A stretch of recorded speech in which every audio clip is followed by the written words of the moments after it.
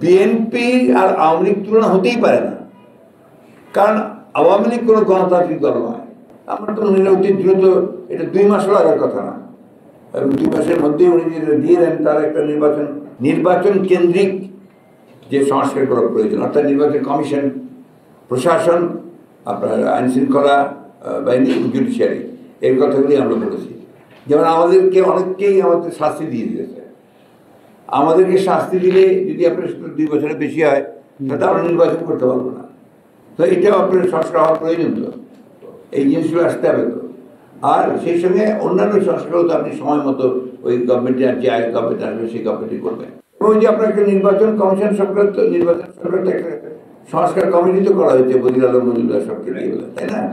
আমার তো মনে হয় অতি দ্রুত, এটা 2 মাসও লাগার কথা না, এবং 2 মাসের মধ্যেই উনি যেটা দিয়ে দেন তার একটা নির্বাচন, এটা আপনার খুব একটা পরিকল্পিত একটা আপনার প্রচারণা, পরিকল্পিত অপপ্রচার।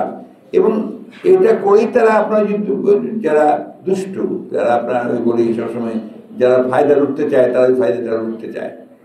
বিএনপি আর আওয়ামী লীগ তুলনা হতেই পারে না, কারণ আওয়ামী লীগ কোনো গণতান্ত্রিক দল নয়, গণতন্ত্র বিরোধী একটা দল, গণতন্ত্রের বিরুদ্ধে অবস্থানকে গণতন্ত্র হত্যাকারী একটি দল। আর বিএনপি হচ্ছে গণতন্ত্রকে জীবন্ত করার দল। 1975 সালে স্বাধীনতার ঘোষক শহীদ প্রেসিডেন্ট জিয়াউর রহমান, তিনি একদলীয় গণতন্ত্র ব্যবস্থা থেকে বহু গণতন্ত্র নিয়ে এসেছেন, মাল্টি পার্টি সিস্টেম নিয়ে এসেছেন। Begum Khaleda Zia parliamentary form committee নিয়ে এসেছেন। আমরাই কেয়ারটেকার গভর্নমেন্ট সিস্টেম চালু করেছি। সুতরাং এই দেশে গণতন্ত্রের প্রাতিষ্ঠানিক উদ্ধার ক্ষেত্রে যে ফান্ডামেন্টাল জিনিস প্রত্যেকটা আমাদের হাতে করা।